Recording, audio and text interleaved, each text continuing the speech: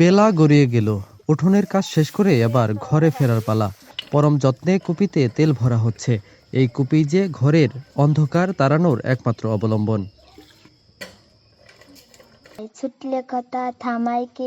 একটু পরেই কচি কণ্ঠে গুনগুনিয়ে কবিতার গান।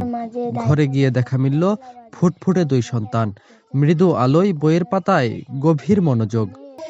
আমাদের কারেন্ট না থাকার কারণে আমাদের পড়ালেখা অসুবিধা হচ্ছে, আমাদের খুব কষ্ট হচ্ছে পড়ালেখার। টাঙ্গাইল সখীপুরের হতেয়ার এই বাড়িতে বিদ্যুৎ সংযোগ নেই।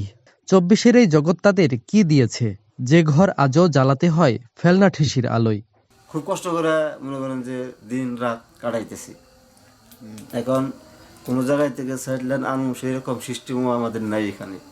আমাদের খুব কষ্ট হচ্ছে বিদ্যুতের কারণে, ওদের লেখাপড়া খুব কষ্ট হচ্ছে। আমাদের খুবই অনেক দিন ধরে কারেন্ট নাই, আমরা এমনি বাড়ি বানাইছি, পরে থেকে আমাদের কারেন্ট নাই।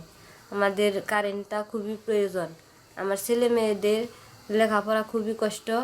আরেক বাড়িতে যে মিটার বসানোর মতো কোনো সিস্টেম নাই, কিন্তু এখন খুঁটি লাগে, একটা খুঁটি লাগে, খুঁটি লাগলে তারপরে যে মিটার বসানোর মতো সিস্টেম হয়। কিন্তু একটা খুঁটি একটা মিটার আনবা গেলে আমাদের অনেক টাকার প্রয়োজন।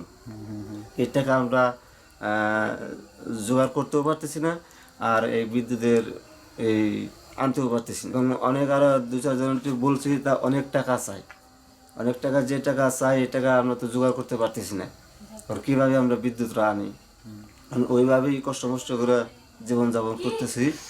এখন আপনাদের যদি দয়া হয় তাহলে আপনাদের সহযোগিতায় কারেন্টটা আমাকে ব্যবস্থা করে দেন, এটাই আমার আপনার কাছে আশা। এটা না হয় শ্রাবণের রাত, বর্ষা গেল, শীতের রাতও কাটবে ভালোই। চৈত্র আসবে, হাত পা খারেই জগৎ তাদের ছাড়বে কবে।